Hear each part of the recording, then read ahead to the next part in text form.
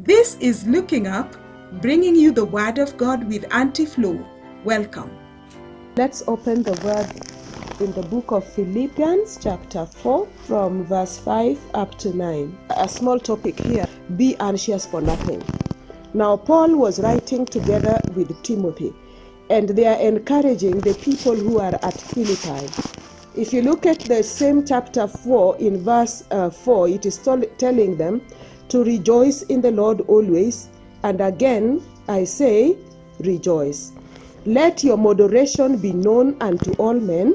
The Lord is at hand. When someone tells you somebody is at hand, that means they are close by. They are about to come. The Lord is at hand. I think this is even more appropriate to us today because we are the people living at the edge of time, just before the second coming of the Lord Jesus Christ. And we are being told, let your moderation be known unto all men. The Lord is at hand. Be careful for nothing, but in everything, by prayer and supplication, with thanksgiving, let your requests be made known unto God. We are being given an open check here. Do not worry about anything. The Lord is telling us actually that in other versions it is saying, do not be anxious about anything. Anxiety or being careful or being what? Being afraid, being fearful. I think all of them can fall in one category in this context. Be fearful for nothing. Be anxious for nothing. But in everything, an open check is given by prayer and by supplication with thanksgiving. Let your requests be made unto God. We are making our request to God through his Son, Jesus Christ, because we are being told in the prayer that the Lord made, he was praying to the Father who art in heaven, and he has told us that we pray in the name of Jesus. So we make our request known to God our Father. When we make our request known and we pray in thanksgiving, he is able to hear our request. And so there is nothing that we really need to worry about, because when we are worrying, we are actually showing that we are lacking faith in God, who has already told us not to worry. We cannot even change even one, the length of the hair of our head, if I would say that. We cannot change it. So if we worry, there is no situation we will change by worry. We can only make ourselves to be worse. So worry about nothing, but in everything by prayer and supplication and with thanksgiving. Let your requests be made known unto God.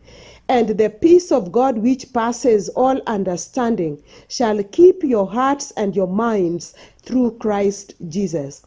We are being told here, turn your anxieties to prayer, and God will give you peace of mind. When you have turned your anxieties to prayer, you expect to be given peace of mind by God, who is our creator, who understands everything that you're possibly wanting to worry about or you're anxious about. What are the things that sometimes we worry about or we get anxious about? For example, in this day and age, with this coronavirus thing, everyone is like, am I going to get it?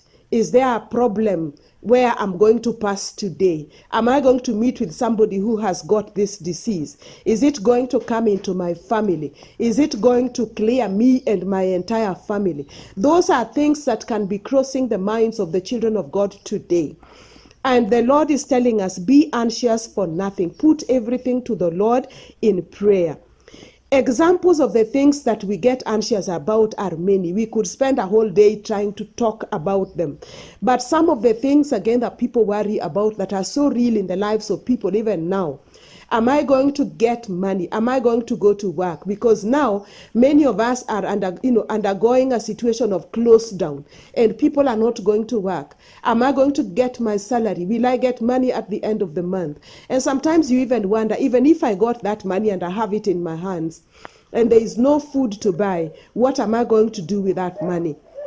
So issues that people are anxious about are many. They are worried about their sickness, the sickness or possibility of sickness. They are worried about children. Some people are sick. Some people are already in hospital with other issues even other than the corona. People are worried about relationships. Is my relationship going to remain stable? There are relationships that are not stable today. There are children who have gone wayward. There are children who are not having jobs. There are children who are not, listening to parents. They are being, the parents are really trying to bring them up in the way they should go, but they are moving contrary to the way they ought to go. So the issues of life are many. We possibly cannot count them to every day. I mean, all of them today. But the Lord is telling us in everything, what is your point of pain? What is your point of anxiety today? Take it to the Lord in prayer and with thanksgiving, not murmuring, not complaining, but with thanksgiving. That is a very important thing. Knowing that even through the issues of life that we undergo, the Lord is using some of these things to refine us and to make us better Christians at the end of the day. And now he's telling us, exchange those anxieties with the promises of God.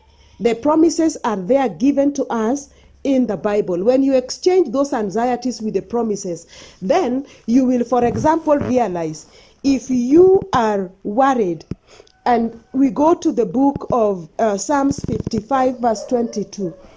I had already opened it here. It says, cast thy burden upon the Lord, and he shall sustain thee. He shall never suffer the righteous to be moved. What is the burden that you are having? You're being told, if you're worried about anything, cast that burden upon the Lord, and he shall sustain you, and he shall never suffer you to be moved. The Lord is giving us a promise there. When we look at the book of Matthew 6:14, let's quickly go to Matthew 6:14, and this is what it says. For if you forgive men their trespasses, your heavenly Father will also forgive you.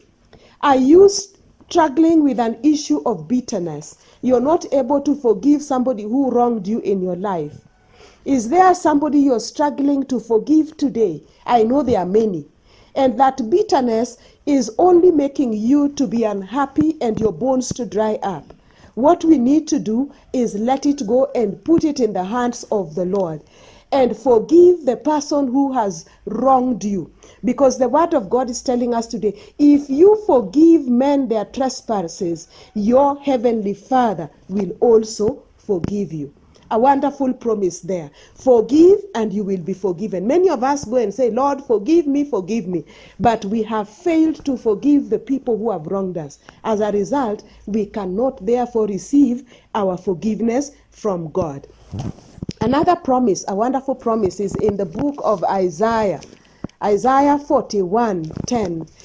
Isaiah 41:10 is a book I love. Is a piece of scripture that I love. It says, fear thou not, for I am with thee. Be not dismayed, for I am thy God. I will strengthen thee, yes, I will help thee. Yea, I will uphold thee with the right hand of my righteousness. Other versions say, with my right hand of victory. The Lord is telling us that he is with us. So we should not fear. We should not be dismayed because he is our God. And he will give us strength. He will help us. He will hold us up with his right hand of victory. So why should I worry? I should not worry. Turn your anxieties to prayer, and the Lord will give you peace.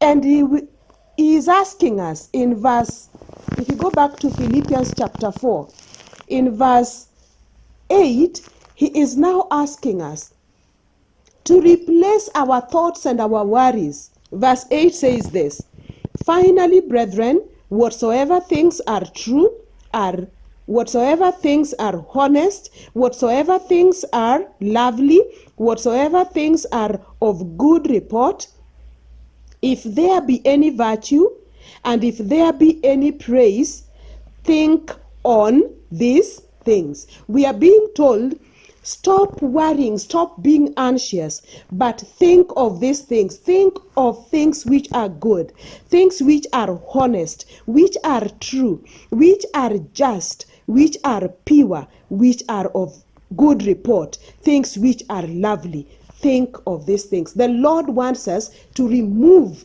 the anxieties and start thinking of new thoughts which are pure, which are good, which are lovely, and of a good report. And then it goes on to say, those things which you have both learned and received and heard and seen in me, do, and the God of peace shall be with you. We are seeing now, we were thinking about them in verse 8. Now we are being told the things we have heard and all that, do. There is a component of doing. We can't just think and remain thinking, but it is not being shown in our practical life. Because what is in your thought is what will translate to your actions. Do those things that we now need to do. And it is a wonderful thing that it also comes with a promise in verse 13. I can do all things through Christ who strengthens me. The Lord is able to help us to overcome. And my encouragement for us today, the promises of God are greater than the problems of life.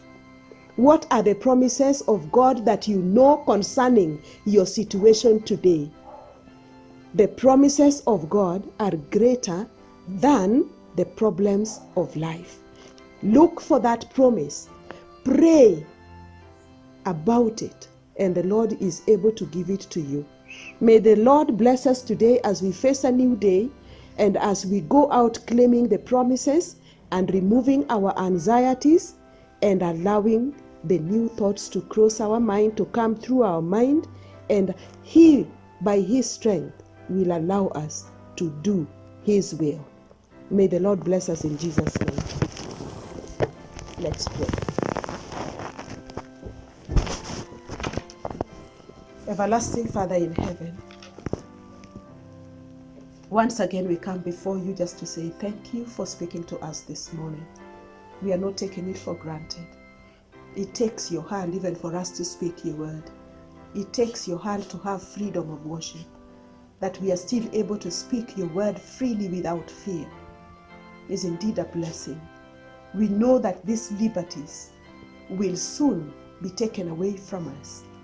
But we pray, Lord, hide us under the shadows of your wings, where the enemy cannot find us.